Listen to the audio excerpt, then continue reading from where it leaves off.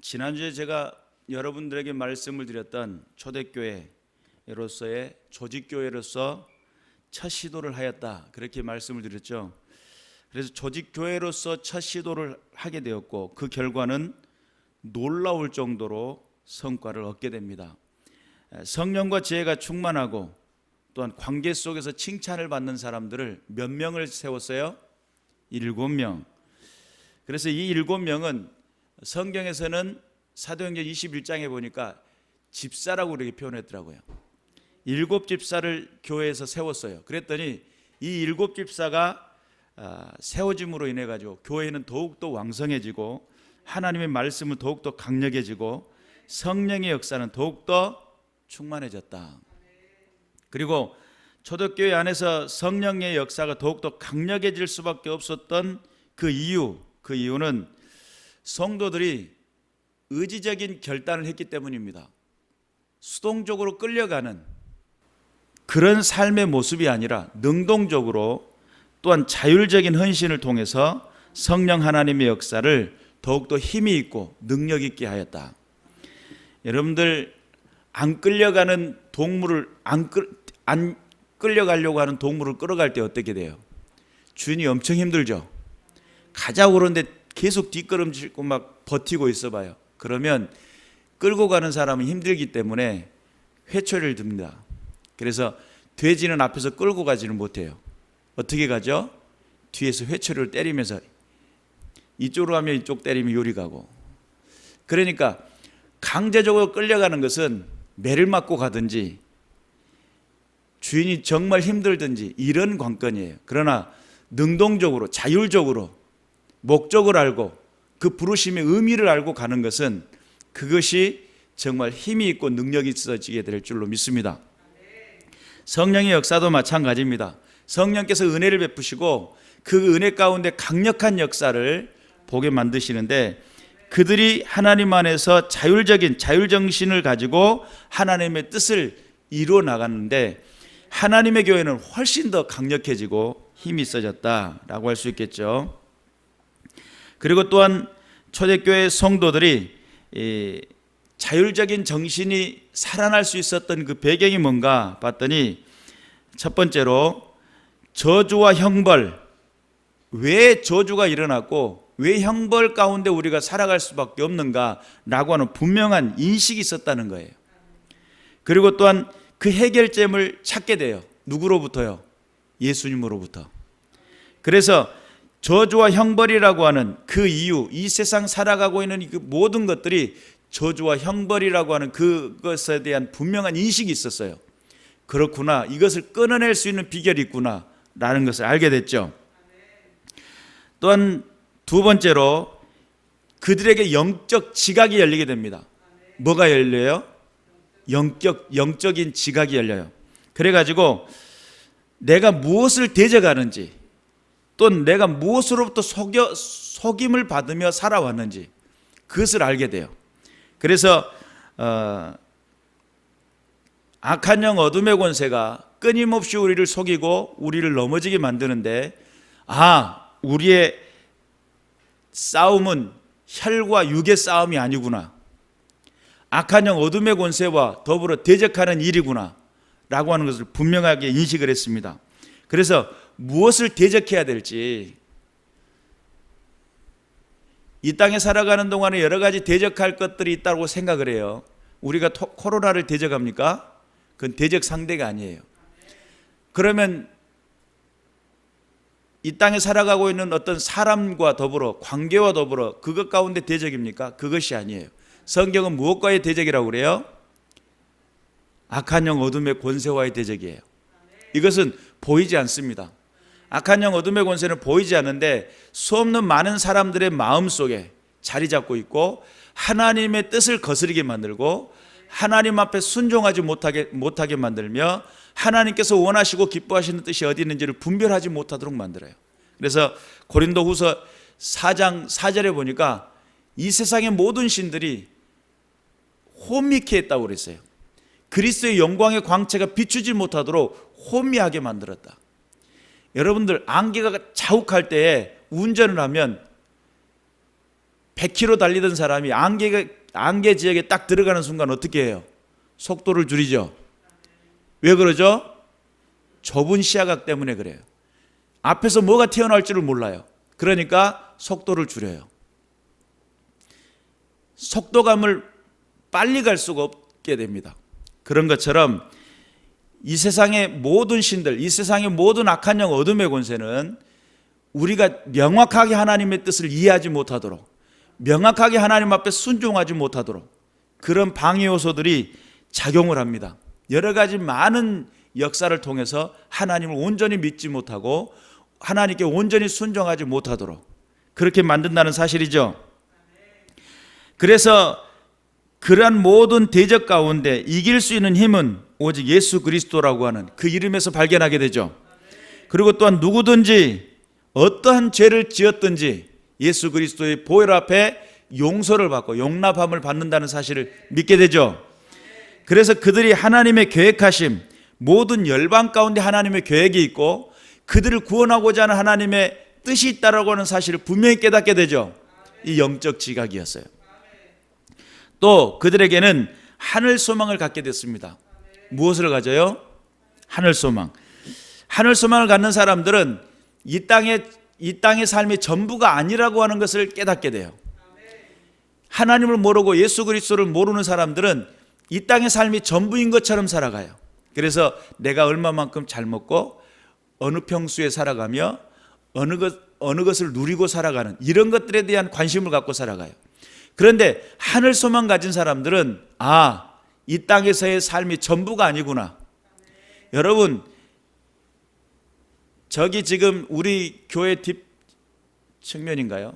하여튼 유달산이 있어요. 근처에. 그렇죠? 유달산 저 산이 돌산인데 이 돌산 밑에 돌 밑에 엄청난 광석이 있다고 가정을 해봅시다. 지구상에 그렇게 많지도 않은데 이 광석을 캐내기만 하면 진짜 이건 떼부자가 되는 거예요. 쉽게 말하면. 그러면 저기 광석이 있고 그걸 아는 사람은 나 혼자밖에 몰라. 근데 거기 주인으로 있는 사람은 저기 있는 밑에 있는 것이 감춰졌다는 사실을 몰라요. 그래서 헐값에 내놓은 거예요. 그러면 그것을 알고 있는 나는 그 사기만 하면 뭐야? 어떻게 되는 거죠? 대박 나는 거죠. 그러면 웃돈을 얹어서라도 기분 좋게 참 이걸 그렇게 생각을 했냐고 조금 어쩌다 돈이 생겼는데 조금 더 가져버려도 괜찮겠다고 웃돈을 줘서라도 내가 살려고 하겠죠. 이게 성경에서 이야기하는 감춰진 보화예요. 그 가운데서 이게 감춰져 있는 비밀을 아는 사람들은 이것은 하늘 소망 가진 사람들밖에 모르는 것이고 그것에 감춰져 있는 비밀은 어마어마한 이것은 값으로 따질 수 없는 엄청난 비밀인 사실을 깨달은 사람들은 그것을 취하려고 하겠죠. 그래서 천국은 침노하는 자의 것이다 그랬어요. 천국이라고 하는 것은 하늘 소망을 가진 사람들은 내가 이 땅에 사는 것이 인생의 전부가 아니라고 하는, 내가 죽으면 어디를 향해 가요? 하나님 앞에 가든지 마귀 앞에 가든지 둘 중에 하나예요. 그렇죠? 예수 믿으면 어디? 천국. 안 믿으면 어디? 지옥. 둘 중에 하나잖아요. 그럼 우리 인생에 이 사실이 분명히 믿어지고 영적인 시각이 열려졌으며 하나님 앞에서 내가 어떤 가치를 두고 어떤 믿음을 가지고 나갈 것이냐. 여러분, 예수 믿는다는 것이 단순히 이 땅에서 내가 생활풀이 하는 것, 이 정도 수준으로 생각하면 안 돼요. 내 어떤 사업이 잘 풀려나가고 내 가정이 조금 통통해지고 내 주머니가 더욱더 통통해지며 이런 어떤 생활풀이로 생각하는 정도의 수준으로 머무른다고 한다면 세상 종교들이 다 그렇습니다. 세상에 있는 모든 종교들이 복되고 잘되고 이런 것들에만 관점을 가지고 있기 때문에. 그런데 예수 믿는 것은 단순히 이 땅에서만 잘되는 그것이 목표가 아니에요. 그러니까 어떻게 보면 내가 가지고 있는 것은 작은 거예요. 하나님이 가지고 계신 것은 큰 것이죠. 그것을 가지기 위해서 우리가 믿음을 가지고 하나님 앞에 전에 나와 기도하는 것이고 하나님의 뜻을 구하는 것이고 하나님의 말씀에 순종하는 겁니다. 우리가 하나님의 말씀 앞에 하늘 소망을 가졌다라고 한다는 이것이 이 세상의 삶이 전부가 아닌 것을 믿는 사람들, 내가 하나의 죽음이라고 하는 그 자체마저도 하나의 과정이고 하나님 앞에 나아가는 길이라고 하는 사실을 믿는 사람들, 저와 여러분 되시기를 주님의 이름으로 축원합니다. 또한 네 번째로, 바른 예수 생명의 복음은 세상을 구원한다는 분명한 확신이 있는 삶. 그래서 여러분, 그 믿음의 사람들은 철저하게 바른 정신 안에 바른 복음을 가지고 세상 안에 전도자가 되기 위해서 열정적이었죠. 초대교회에서 이런 십자가의 헌신, 또한 하나님 앞에 복음에 대한 헌신, 교회를 위해서 목숨을 건 사람들이 많았는데, 그 이유는 그들은 예수님을 가까이 했던 사람들이죠. 지금처럼 우리는 성경에 나온 예수님 또는 누군가가 전해준 예수님 그 정도로 들었지만, 이때 당시는 예수님을 직접 목격을 했어요. 그렇죠. 십자가에서 직접 예수님이 죽는 모습까지 봤던 초대교회 성도들이에요. 그러다 보니까 얼마나 강력했을까. 그래서 그 십자가의 헌신과 그것을 목격한 사람들이 결단을 내리는 겁니다. 그래서 예수님의 지상 명령, 다시 말해 증인된 삶을 최우선으로 여겼어요. 또한 성령의 역사하심을 통해 증명하는 삶을 살았습니다. 그리고 또한 성령의 이끄심을 따라 살기로 작정한 사람, 그리고 순교를 가장 영광스럽게 생각을 했어요. 여러분, 6장부터서 9장, 지난주에 6장을 했으니까 오늘은 9장이잖아요. 6장부터 9장 사이에 대략 큰 사건이 4가지가 나옵니다. 첫 번째 사건이 스데반 집사의 순교입니다.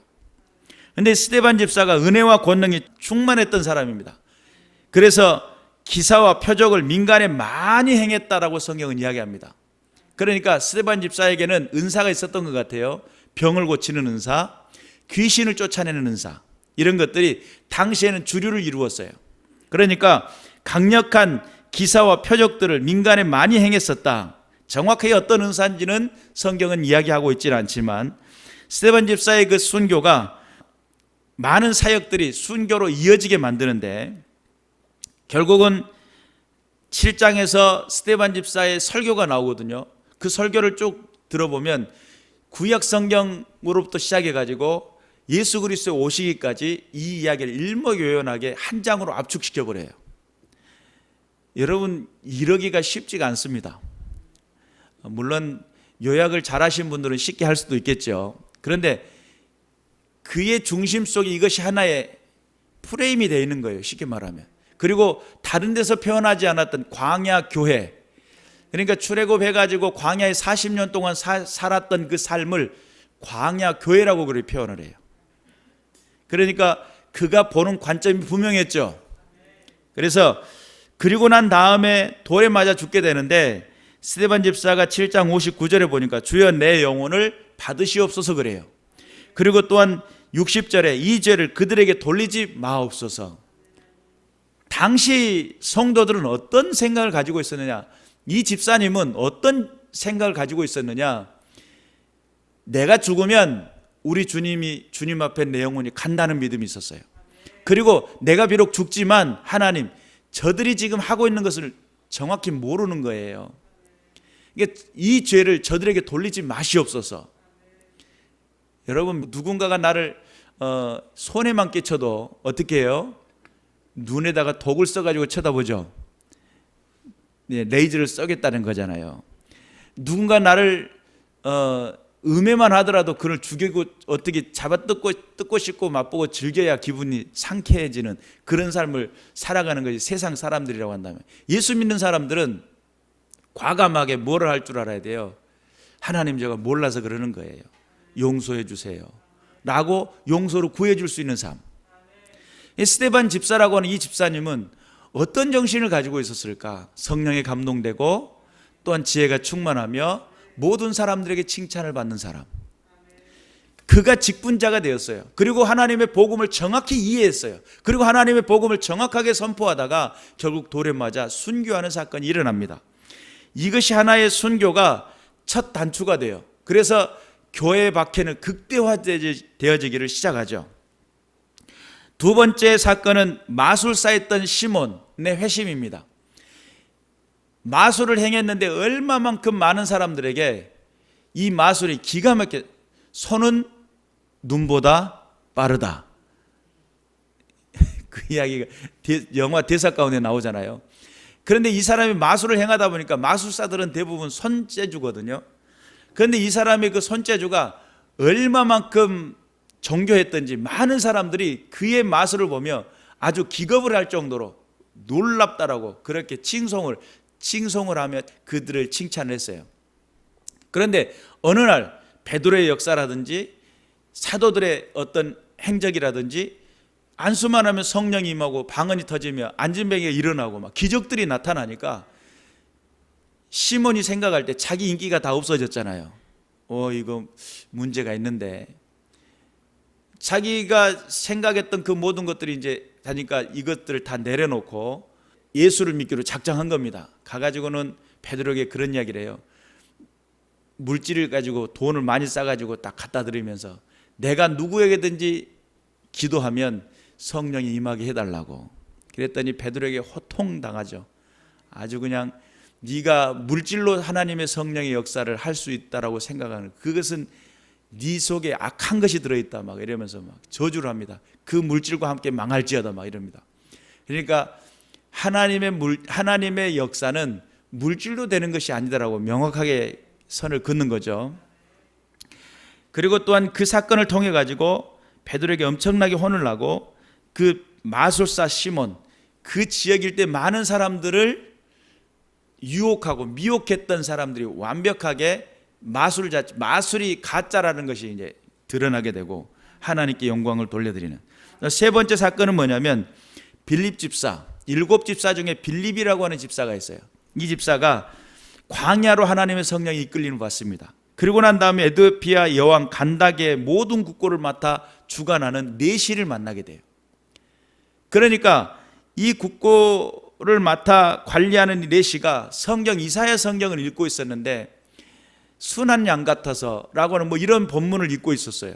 그때 빌립이 그에게 가까이 가서 그 말씀을 해석해주고 그에게 세례를 베푸는 장면이 성경에 등장을 해요. 그리고 하나님께서 이끄시는 대로, 하나님이 역사하시는 대로 능력을 드러내는 모습을 보여주게 됩니다. 네 번째 사건은 기가 막힌 사건인데 바울의 회심입니다. 사울이라고 했던 바울, 이 성경에 바울 서신이라고 하는 12권을 지은, 어떤 분은 13권이라고도 이야기하는데 12권을 지은 바울 목사님, 그가 처음에는 어떤 분이었냐면 제사장으로부터 권한을 이임받아 가지고 많은 사람들을 박해하고 교회를 잔멸하며 하나님의 교회를 무너뜨리는 앞장섰던 사람이에요. 그런데 이 사람이 다메섹에서 9장에 나타나 가지고 변화를 받죠. 누구를 만나요? 예수님을 만나요. 그리고 그 인생 속에 하나님 살아계심을 체험하게 돼요. 바울의 회심. 그리하여 31절에 보니까 온 유대와 갈릴리와 사마리아 교회가 평안하여 든든히 서가고 주를 경외함과 성령의 위로로 진행하여 수가 더 많아지니라. 예수의 생명의 역동성이 있습니다. 예수 생명의 역동성이 있어요. 단순히 예수 생명이 성경에 기록된 하나의 어떤 기록물 이렇게 생각되어지는 것은 엄청난 착오입니다. 예수 생명은 말 그대로 내 안에서 그 생명이 들어오면, 여러분 풍선만 하더라도요, 내가 호흡을 통해 가지고 훅 불어넣으면 풍선이 부풀죠. 훅 하고 부풀잖아요. 그런 것처럼 내 안에 예수의 생명이 내 안에 들어옴과 동시에 내 삶에 모든 지각 변동이 일어나 버려요. 역동성이에요. 삶의 기준이 달라져 버려요. 우선순위가 달라져 버려요. 여러분, 예수 생명이 단순히 그냥 지식으로만 머무르면 그거 잘못된 신앙입니다. 내 삶의 역동성입니다. 지각 변동이 일어나는 거예요. 그래서 예수의 생명이 내 안에 들어오고, 당시 초대교회 때는 강력한 성령의 기운이 예수가 주가 되는 역사가 그들의 삶 현장 속에 폭풍처럼, 강력한 태풍처럼, 허리케인처럼 그들의 삶을 뒤흔들어 버려요.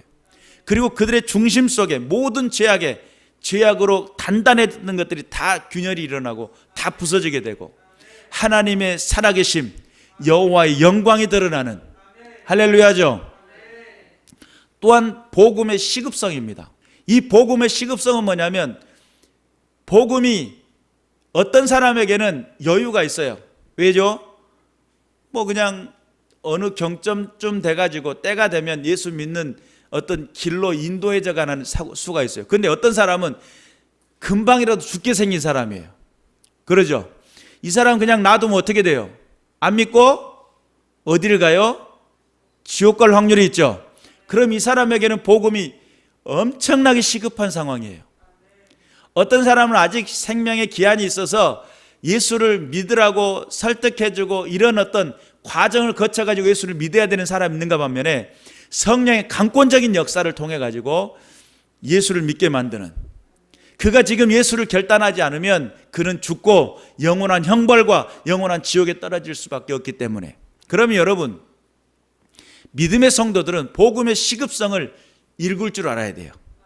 지금 이 상황 속에 예수 그리스도의 복음이 증거되어야 된다라고 하는 분명한 확신이 있어야 돼요.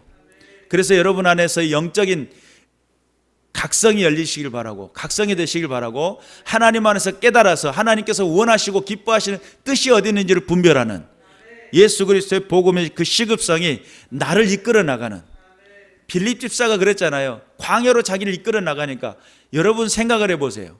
광야 가면 뭐가 있겠어요? 방울뱀이라든지 방울뱀이라든지 또한 하이에나라든지 이런 것들이 광야에 있을 거 아니에요. 하나님이 나를 광야로 보내니까 뭐라고 생각해요? 아니 나를 왜 광야로 보내시냐고. 그런데 그들은 의문부호를 갖지 않았습니다. 하나님이 이끌어 가시니까 나를 광야로 이끌어 가신 이유가 있겠지 그랬어요. 그랬더니 거기에서 내시를 만나요.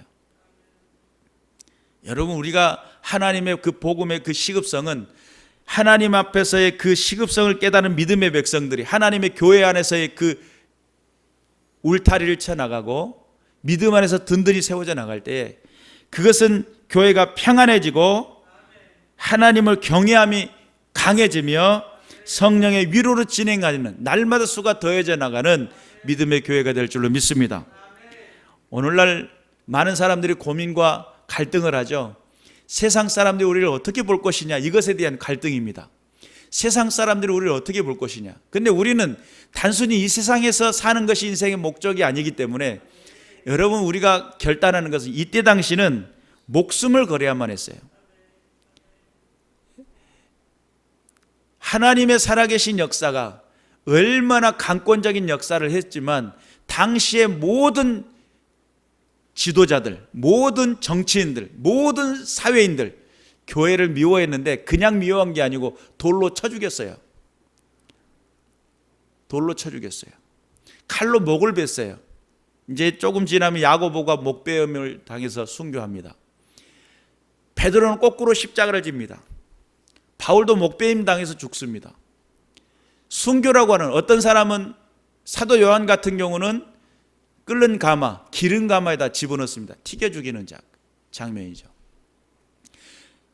그러나 이제 요한 같은 경우는 하나님께서 역사하셔가지고 거기서 기름 가마에 던졌는데 퉁 튀어나와가지고 탁 서버렸대요. 거기 있는 사람들이 많이 두려워했다고 그래요. 우리가 분명히 깨달아야 될 것은 하나님은 지금도 살아계시고 지금도 역사하십니다. 많은 세상 사람들이 예배 드리지 마 그래가지고 예배를 안 드렸다면 지금 교회 기독교가 여기까지 발전할 수 없습니다. 여기까지 복음이 전해질 수가 없었고요. 그들은 목숨 걸고 주의 복음을 사수했고요. 하나님의 살아계신 역사를 증거하기 위해서 생명 건 신앙의 믿음의 행진을 행했다는 사실을 믿으시길 바랍니다.